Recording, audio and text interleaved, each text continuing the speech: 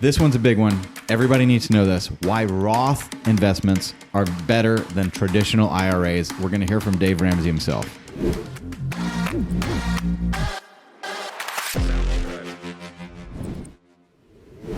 You seem to favor a Roth IRA over a traditional IRA.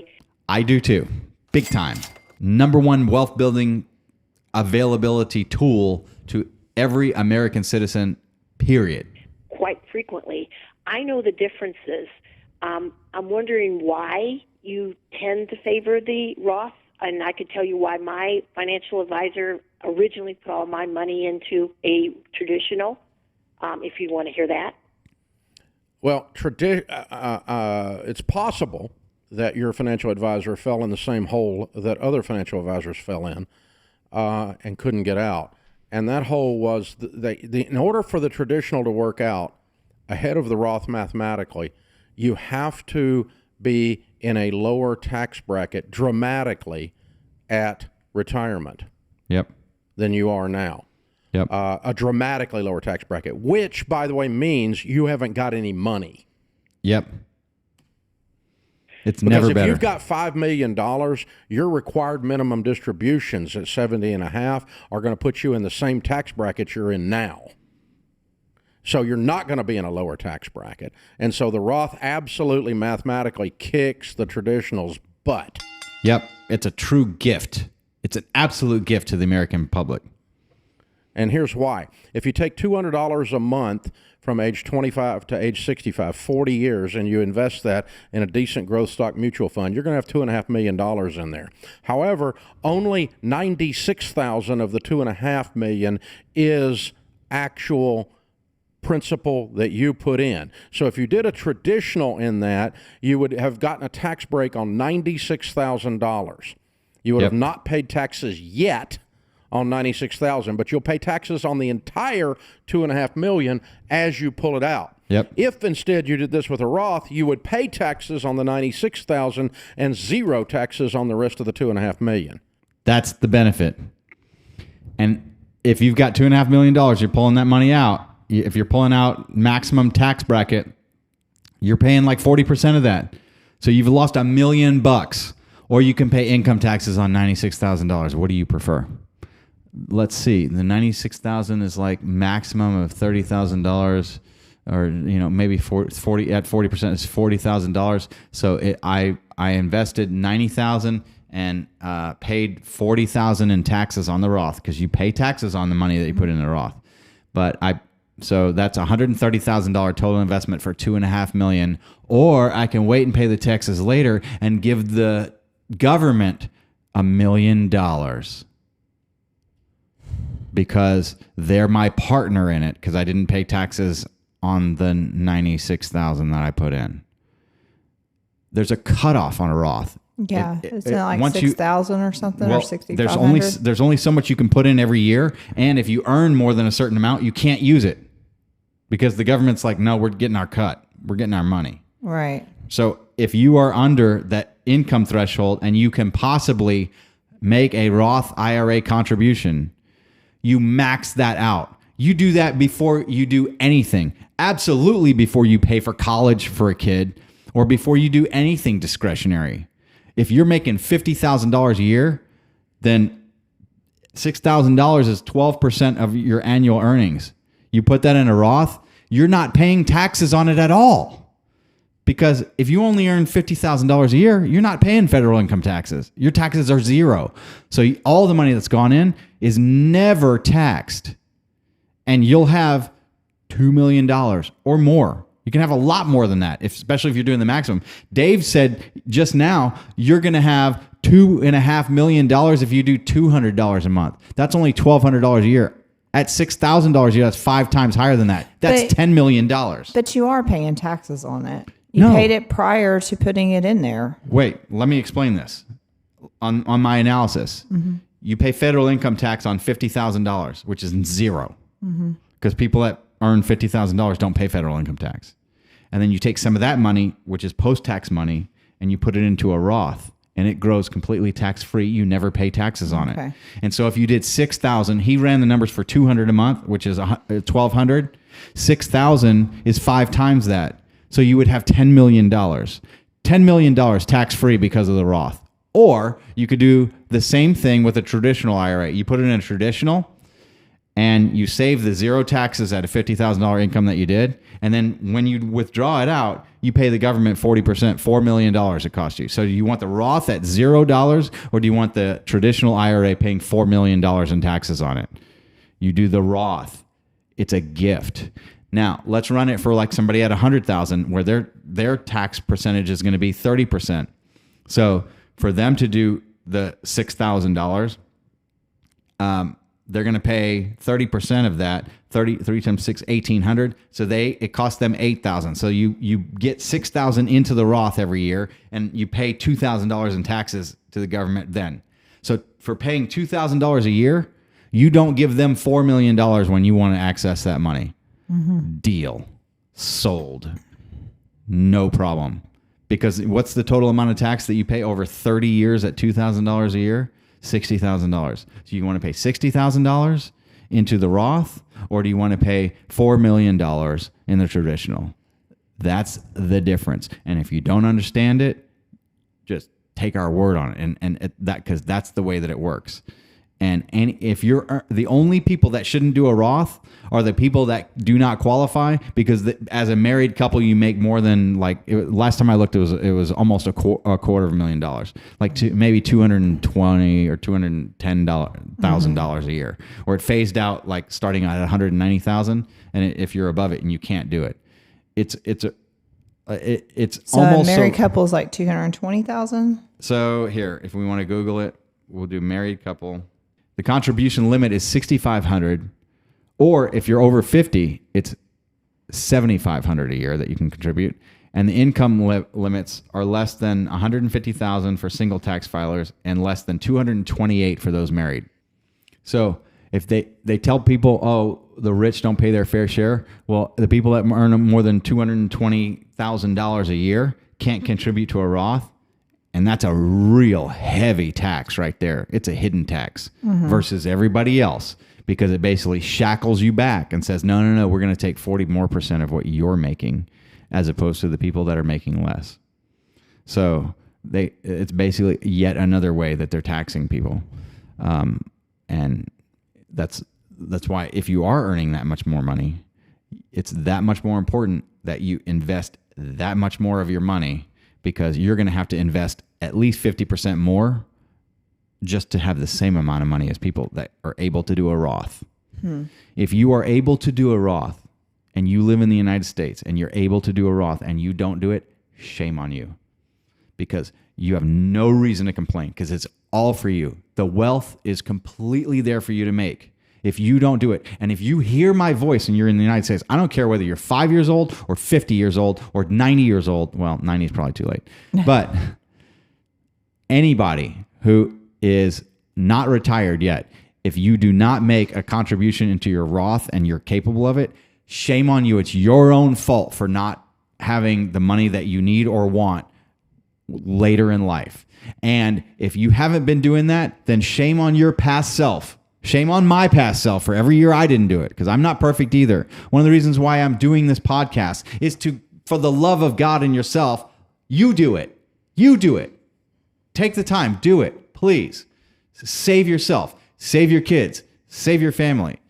It's there for you. And our educational system does not do a good job at all about teaching that, because every kid you can do it and a parent can put it in. For kids at young age, run the numbers for your daughter. How old is your daughter?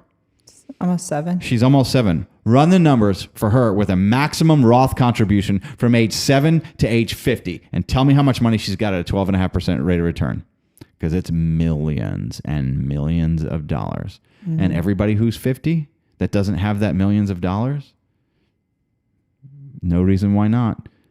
You wanted those ice cream cones, you wanted all that junk food, you wanted all the crap that you bought and spent on the kids. If you spent $5,000 going to Disney and didn't put $5,000 on the Roth account, shame on you. Shame on you. Shame on us. Shame on all of us for not doing that. You max out that stuff first, because you do that now, and in 20 years, every Disney trip for the rest of their life is free. Paid for by the money that you put back for the one 20 years ago. That's the time value of money. Well, you need to put back for your own retirement, not for your kids. Oh, I know. Yeah. But if you put back for yours and the kids, or you put it back somewhere and somehow, Then you're creating entitled children. that's another issue. So if you teach your daughter to make her own retirement now and investments now, she'll be one of the richest people on the planet. Why? Because just having that there turns them into giant turds. Oh, yeah. But if they did it themselves and grew it and protected it, then the knowledge and the person that they become because of that, they become one of the greatest people on the planet. Yeah. So it needs to be done, but shouldn't just do it for her. It should be teach her and instill in her the desire, the unbreakable, forever desire to do that for herself. And she will be absolutely blessed and be able to bless the world in ways that most people never will and never can. You can't do a Roth IRA for a kid, though. Yes, you can. You can? Yes. Don't it have to be under the parent's name? No. No? Okay. There is no age limit for custodial Roth IRAs, but the kids must have earned income and obey contribution limits, which is they have the same limits as the adults, right? But they have to have earned income. So how do you do that? You pay your kids an income. So they have to earn $6,500 in order to put in a Roth IRA? Or is that the max? That's the max. They need to earn $1. If they put $1 $200 in. They can put $200 in. So anything that they get money-wise for their birthday and stuff like that, because I put that in a savings account. Pay them for mowing your lawn. Pay them. Make them earn it. Don't just give them money for nothing either. Don't teach them about easy money for nothing. That's the wrong lesson. But for their chores, pay them and teach them to invest and go, how would you like to, if you did that, you'll get 100 back. Would you like, and show them, would you like 1 penny or would you like 100 pennies? I'd like 100 pennies. If you take that 1 penny and you put it in this investment, then in 10 years, it'll be 100 pennies. Yeah. And they can't touch the Roth IRA until they retire, though. Correct. Yeah. Which is what, 65? Roth IRA distributions are age. Roth IRA rules. Withdrawals must be taken after age 59 and a half. Withdrawals must be taken after a 5-year holding period. And then there are exceptions to early withdrawal penalties, such as first-time home purchase, college expenses, and birth or adoption expenses. Okay. When Summer and I bought our house, we actually pulled money out of our retirement accounts. But we put it back in fast enough to where it was out and then back in. Right. And then it's a $10,000 maximum for the first-time home purchase thing. You can use the withdrawal to pay for qualified educational expenses. So you could use it for a college fund. You can use it for qualified expenses related to birth or adoption. If you become disabled or pass away, you can use the withdrawal to pay for unreimbursed medical expenses or health insurance if you're unemployed, and if the distribution is made substantially equal periodic payments. So if you borrow against it, do you have to pay it back? Well, you don't really borrow against it. No, you just withdraw it. Okay. Yeah. Okay. If you're under age 59 and a half and your Roth IRA has been open for 5 years or more, your earnings will not be subject to taxes if you meet one of the following conditions. You become disabled or pass away, or you use the withdrawal for the first-time home purchase. Okay. So this is actually a retirement account that you can use at 59 and a half. Yeah. Tax-free. Although it's way better. You get that extra 10 years and go to 70 or even go to 75.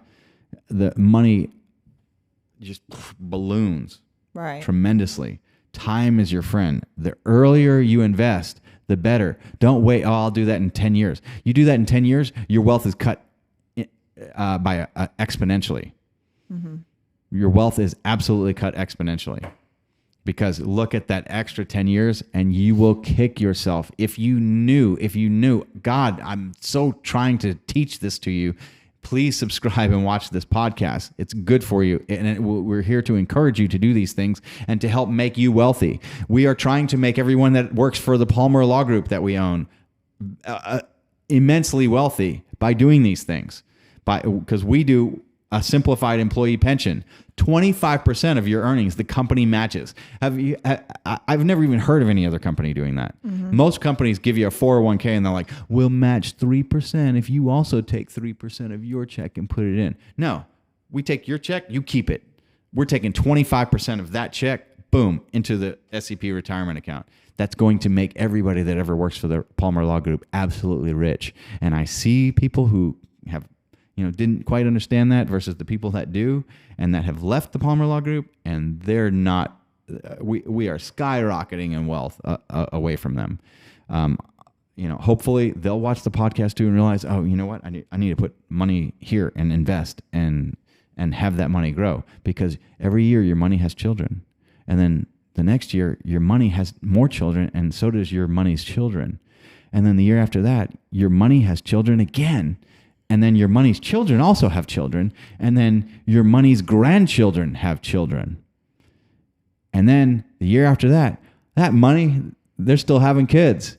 And they've got more kids again. And so do their kids. And so do their grandkids. And so do their great-grandkids. And it just keeps ballooning up. Mm-hmm. So it starts out real small. And then all of a sudden, at the end, and it's all about time. All about time. Time is your friend. If you are young, you are richer than I am. If you are 30 years younger than me, you are richer than I am. And it costs you very little, because even at minimum wage, if you follow the principles, you will be one of the wealthiest people on the planet. The people that say minimum wage is not enough do not understand the power or how to handle or run their money. It's just a fact. I don't mean to belittle that. I'm not saying it's easy either. And I'm saying you have to have discipline, because it's behavior. You have to have your behavior right to do it. But when you fix your behavior and you live, instead of living on 10% or 20% more than what you make, you live on 10% or 20% less than you make. It's unnoticeable in your day-to-day life. But what is noticeable is that money that you invest, all of a sudden, if you have 20 times more than what you need to live on, you're done. You never have to work again. Why? Because your money, you live on 5%, which is, you have 20 times more than that. So out of the 100% that you have, you're getting a 10%, 12% rate of return, and you live on 5%. So every year, the amount that you earn, you live on half of that. So 5% of that comes to you, and then the other 5% grows this again. So then the next year, you get the portion that you live on just keeps getting progressively bigger and bigger and bigger. That's how you do retirement. That's what financial planning is. No one ever explained that to me. Even when I was in college, having a finance degree, they never explained that to me. And it's wrong. They didn't explain it in law school either. I got a doctorate. And what good does that doctorate do without this particular knowledge of how to invest and how to grow? And why aren't they teaching this to everybody? Why? I don't know. Maybe they don't know. And maybe it's just our job to teach it. That's what must be why my financial advisor went that route. Because yes, I'm retired now, but when I was making a decent salary, I was obviously in a higher tax bracket than I am now that I'm retired. And so, he's moving slowly every year, a certain amount from the traditional into the Roth to still keep me in a very low tax bracket. No, that's good. That's a smart, that is a smart move. That's a smart move. But he assumed that you weren't going to have enough at your required minimum distribution. Because, in my example, you got a tax write-off on $96,000, and then you still end up paying the taxes on it when you pull it out later. And so it just doesn't make sense at all. Yep. Now, when Roths first came out, they really took the nerd population of financial planners and blew their brains out. I mean, their minds, they just were in a hurricane. They didn't know what to do. And I was one of them. I spent numerous hours crunching numbers trying to figure out this thing. And here's the other interesting thing, George, is when you compare apples to apples, what we would all do in those days is we were trying to do the proper math calculation. So if you're going to say, all right, $100 going into a Roth requires, because you got to pay taxes, that's net of taxes. Yep. So to put 100 into a Roth, you actually have to make 130. Yep. Right? Yeah. Yep. So we would say, all right, 130 going into a traditional, or 100 going into a Roth. Yep. Because that's a correct set of mathematical assumptions. Yes, it is. for a math nerd. And if you're a financial planner, you usually are a super math nerd, right? Now, here's the problem with that. That's not what people do. Yep. It's a behavior issue. They put the same amount They end up putting the same amount in, regardless of the tax situation. They forget that taxes have already come out. Yep. I've already got the taxes out of my Roth, but I'm still going to fully fund the $8,000, the $6,000, right? Yep. Yeah. I'm still max the thing out. I'm still going to put the exact same percentage of my income into the Roth 401k at my work, even though it's net of taxes. It took more money to get that in there than it did to do that in traditional. But no one ever goes, I'm going to put 80 into my Roth instead of 100 into my traditional. They don't reduce it. They just put the same amount in. Yeah. Exactly. And so you end up with the Roth. We cheat you. We trick you into saving more. by accident. You didn't even know it. Which is a secondary benefit. No one's called in saying, Dave, I did Roth like you told me to. I got too much money in retirement. What do I do? I've never had anybody good go, problem to I have. followed your plan on getting a match first and then getting all the Roth I could get and then doing traditional. Yep. And I ended up with millions of dollars, and I hate Dave Ramsey. I have never had that complaint. Never. And on top of that, there's no required minimum distributions on the Roth IRA. Yep. Ta-da. So that's a big bonus as well. And when I get to retirement, I don't want to be worried about tax brackets and how much income I can withdraw. I just want to live and give like no one else. Yep. You just want to have that money there that you can spend and you don't have to worry. It's actually your money. Mm-hmm. It's not subject to any more tax. It's done. It's clean. It's washed. It's legally laundered. Mm-hmm. And it's good and you've earned it and it's yours. Bless yourself with it. And not have to worry IRA. about that. So, Jane, where you have ended up today, you're getting good advice on the gradual move so as not to bump your tax bracket, because whatever you pull out from under the traditional, move it to the Roth, is not going to be subject to required minimum, and it's going to grow from this point forward tax-free, but you're moving it gradually so as not to bump up a tax bracket, and that's good advice. The advice that got you here, however, is bad advice. Yep. I wish you were all in Roth right now. You'd be in much better shape. Yep. You wouldn't have any of this discussion going on, and you probably have more money. So, but it's not the end of the world. You did good, and you've retired, and you got a chunk of money. Yep. And you and I, Certainly better than the people that don't do anything. so you and I got the opportunity to talk theory, and that's awesome. I love it. Practicality. What's the practical solution and what's the real easy and definite just do this solution? No question, hands down. Maximize the Roth contribution that you can make every year. It's more important than almost everything else in your life. This is the Lawyer Dana Show.